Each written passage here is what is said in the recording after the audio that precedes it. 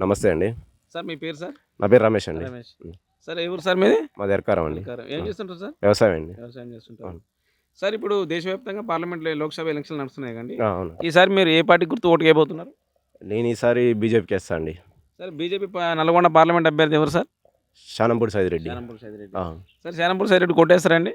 ఏస్తామండి. షానంపూడి సైదిరెడ్డి అనే కాదు, BJP party నుంచి ఎవరు నిలబడ్డా ఇట్లా ఓటేస్తాం. ఓటేస్తారు. అవును. సార్ ఖచ్చితంగా. బీజేపీ పార్టీ నుంచి ఎవరు నిలబడ్డా ఓటేయాలన్న కారణం ఏమైనా ఉన్నాయా?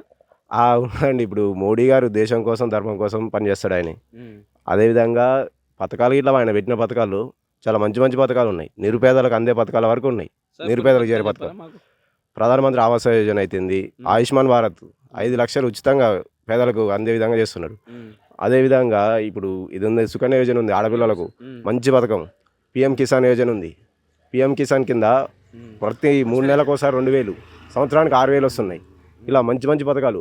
అదేవిధంగా మనం ముఖ్యంగా చెప్పుకోవాల్సింది ఏంటంటే, విదేశాలల్లో ఇప్పుడు మన భారతదేశానికి ఒక విశ్వగురువులాగా నిలబెట్టబోతున్నాడు మోడీ. ఆయన వచ్చినాకనే బయట దేశాలలో మన భారతదేశానికి మంచి పేరు వచ్చింది. హ్మ్. అదే అండి. అందుకోసం ఖచ్చితంగా మేము మోడీ గారికి ఓటేస్తాం. బీజేపీ తరఫున ఇక్కడ ఎవరు నిలబడ్డా సరే, ఒక శానంపూడి సైదిరెడ్డి అనే కాదు, బీజేపీ గుర్తుంటే చాలు. బీజేపీ గుర్తు మీద ఖచ్చితంగా మేము ఓటేస్తాం. ఓటేస్తారు. అవును. Okay. Okay. Thank you sir. మీ పేరండి? కిరణ్, కిరణ్. ఆవుదొడ్డి కిరణ్. అవతోడు కిరణ్. సార్ ఏం చేస్తుంటారండి? Best agriculture. అగ్రికల్చర్ చేస్తుంటారు. సార్ ఇప్పుడు దేశవ్యాప్తంగా పార్లమెంట్ ఎలక్షన్లు వస్తున్నాయి కదా సార్, లోక్సభ ఎలక్షన్లు నడుస్తున్నాయి. మీరు ఈ లోక్సభ ఎలక్షన్లలో ఏ పార్టీ అభ్యర్థికి గుర్తుకు ఓటేస్తారండి?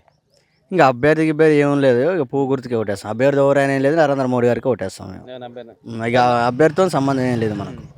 ఖచ్చితంగా ఈసారి పువ్వుకి వేద్దాం, మోడీ గారికి వేస్తాం. మోడీ గారికి వేస్తారు. అంటే నరేంద్ర మోడీ గారికి ఓటేయడానికి కారణాలు ఏమైనా ఉన్నాయా తెలుసుకోవచ్చు సార్ మేము? నరేంద్ర మోడీ ఇప్పుడు అయోధ్య కానీ, అయోధ్య రామ మందిరం కానీ, త్రిపుల్ తలాక్ కానీ, మంచి మంచి ఆర్థిక 370 కానీ మంచి మంచి చేసిండు. ఆయన ఆయన దేశ అభివృద్ధి చెందడానికి ఆయన కారణంగా. ఖచ్చితంగా ఆయనకు ఓటేస్తాం, ఓటేయాలి గట్రా అందరం గట్రా. సార్ ఇప్పుడు 2 సార్ల పర్యాలు బీజేపీ గెలిచింది కదా, ఈసారి మూడోసారి గెలుస్తారంటారా బీజేపీ మళ్ళీ కేంద్రంలో? పక్కా గెలుస్తుంది, 400 సీట్లు దాటుతాయి ఈసారి.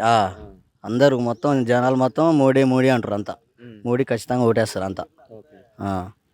ఇప్పుడు దేశంలో ఇంత అభివృద్ధి చెంది ఇన్ని ఏడికి కారణం గట నరేంద్ర మోడీ లేకపోతే ఈ మొత్తం ఈ దేశం ఇంకా వెనకబడిపోవు. ఈ ఈ ప్రపంచంలోనే ఈ మోడీ గారు అగ్రగామి దేశంగా చేసే సత్తా మోడీ గారికి ఉంది. ఖచ్చితంగా నరేంద్ర మోడీ గారికి ఓటేస్తాం ఈసారి. ఓకే అండి, థ్యాంక్ యూ.